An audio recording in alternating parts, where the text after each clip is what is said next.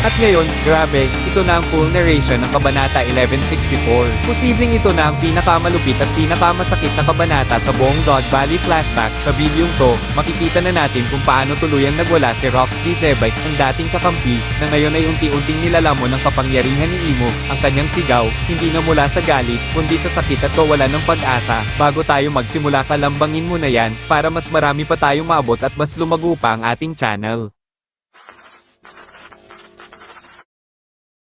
Sa cover request ng chapter na ito, makikita natin si Pirona na tumatakbo habang hinahabol ang isang kuneho, kasama niya ang mga negative boosts niya. Pero ngayon, lahat sila ay may bunny ears na. Sa malayo, tahimik lang na pinapanood ni Mihawk ang buong eksena. Nagsisimula ang chapter na ito sa linya na, ikaw din? Mula sa malayong kuha ng chapter, makikita natin sina Imo at Rox D. Zebite sa itaas, habang sa ibaba naman, nakatayo sina Roger, Whitebeard, at Big Mom.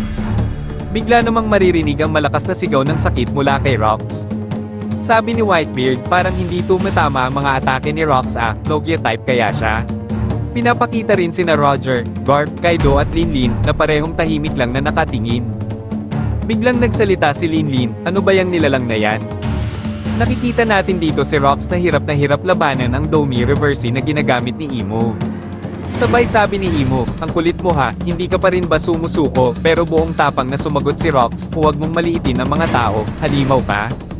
Sa ikalawang pahina, habang nagbabago ang anyo ni Rox, unti-unti siyang nagiging parang demonyo, at tinitigan niya mismo si Imo ng matalim, sabay sabi, Davy D. Jones, yan ang tunay na pangalan ng dating hari ng mundo, hindi ba? Pagkasabi niya nito, napuno ng galit ang mga mata ni Imo. Sumagot si Imo, itigil mo yung kalokohan mo, tinatawag mo siyang hari, kalokohan yan. Pero si Rox, nakangisi pa rin ng mapangahas, matagal ka nang natatakot, di ba? Malamang natatakot ka na, baka mamana ng iba ang will of Davy, at darating din ang araw na may tutupad sa pangakong iniwan niya. Habang sinasabi niya ito, makikita natin si Ares na karga si Teach sa kanyang mga bisig. Sa pangatlong pahina, hindi pa rin tumitigil si Rox D. Zebite sa pang-aasar. Sabihin mo nga, alin ba talaga ang mas nakakatakot, si Davy D. Jones o si Joy Boy? Galit na galit si Imo, sumagot siya, tigilan mo yung mga panaginip na yan, wala ng tao na katulad nila ang muling isisi lang, kung pwede lang, mawawala na sana ang tinatawag na Chosen One. Pagkatapos, binanggit ni Imo ang tungkol kay Harold, sabi niya, malapit ko nang makuha ang kapangyarihan ng mga Giants. Dagdag pa niya, kasi napakadaling kontrolin ni Harold, wala nang ganitong pagkakataon ulit, isang hari na madaling manipulahin, bihira yan. Nakakalungkot man sa panel na ito, sa mismong sandaling iyon, tuluyang nilamon ng Domi Reversi si Rox. Sa ika-4 na pahina, muling nagsalita si Imo, at ngayon ha, tapusin na natin ang will ni Davy, ng tuluyan. Pagkasabi nito, bumagsak si Rox ng malakas sa lupa, sigaw ni Linlin, hoy, Rox, anong ginawa nila sa'yo? Anong nangyayari dyan sa itaas? Sa loob ng isipan ni Rox, naririnig niya ang sarili niyang boses, "Wisit, naglalaho ako, o baka nawawalan lang ako ng malay." Muling sumigaw si Linlin at tinawag niya si Rox. Sa ika-5 pahina, makikita na natin ngayon si Rox, tuluyang nasakop ng Domi Reversi, pero naririnig pa rin niya sa loob ng isip niya ang tinig ni Imo, at inutusan siya, sabay sabing, sa sarili mong mga kamay, ubusin mo ang Davy Clan at burahin mo ang kasaysayan ng lahat ng nandito sa God Valley. Pagkatapos, biglang tumitig si Rox kay Linlin. Nagulat si Linlin, sabay sabing, hala, anong nangyari, bakit ka lumalaki? At ngayon, lubos nang sinapian si Rox D. Zebite, sumigaw siya, umalis ka dyan, may dugo akong kailangang burahin. Sa mismong sandaling iyon, tumalon si Rox at inatake si Kaido. Sigaw ni Kaido, Rox, ano ba yung ginagawa mo? Pero bago pa niya matapos ang salita niya, kaagad, isang malupit na suntok ang tumama sa kanya, lumipad si Kaido at bumangga sa napakalaking bato. Napasigaw na lang si Linlin at napatawag sa pangalan ni Kaido. Agad siyang lumundag para labanan si Rox, sabay sabing, Rox, hayop ka, anong ginagawa mo, kaalyado mo yan. Pero mabilis na sinipa ni Rox si Linlin ng ubod ng lakas. Sumigaw siya habang bumagsak sa lupa at tuluyang natalo. At sa parehong sandali, sumugod si Rox kay Newgate o mas kilala nating si Whitebeard. Si Newgate ay parang naguguluhan at tinanong niya ang kanyang kapitan, nakakaistorbo ba kami sa'yo, Rox?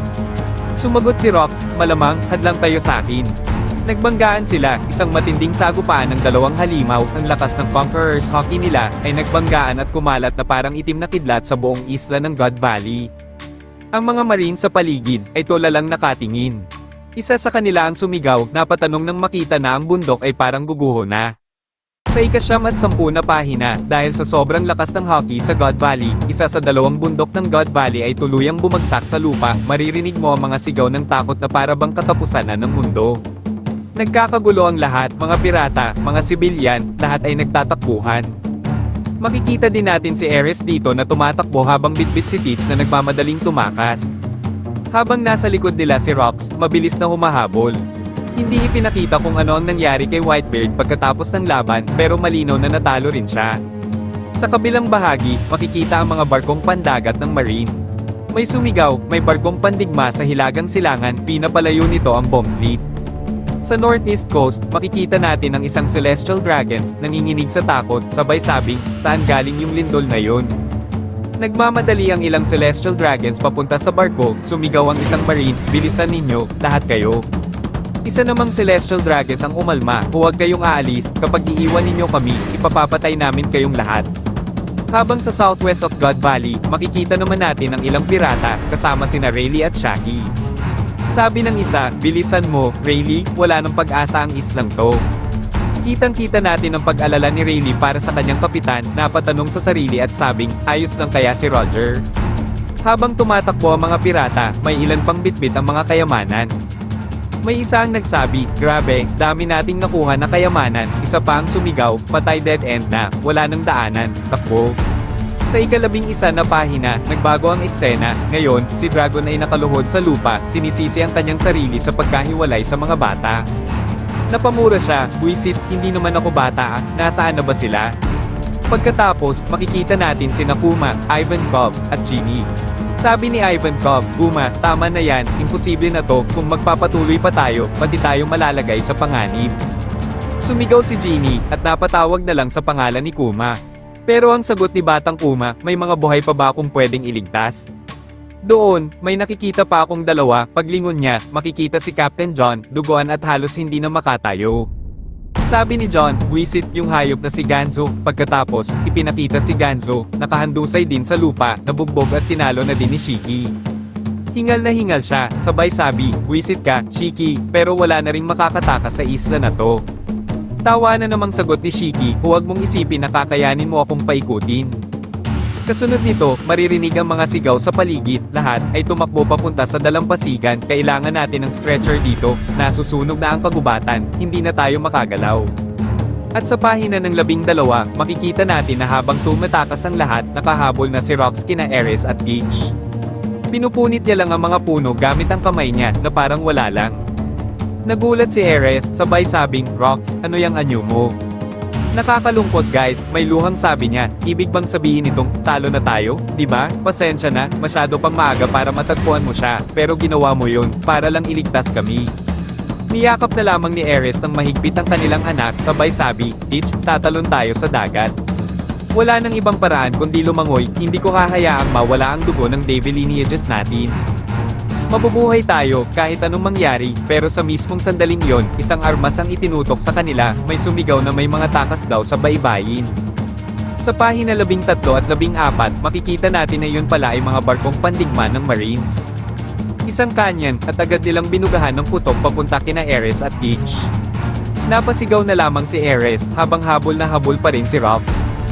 Pero bago pa man tumama ang mga cannonball, o bago pa man mapatay ni Rox ang dalawa mula sa likod, biglang dumating si Kuma. Iniharang niya ang sarili, at gamit ang kanyang kapangyarihan, ipinadala niya sa malayo sina Ares at Gage. Isang napakalakas na pagsabog ang sumunod pagkatapos. Mula sa malayo, pinapanood ito ni Imo-sama, at inakala niyang patay na silang lahat. Sabay utos niya kay Rox, ikaw na ang susunod, Davy, burahin mo ang lahat ng tao sa islang ito.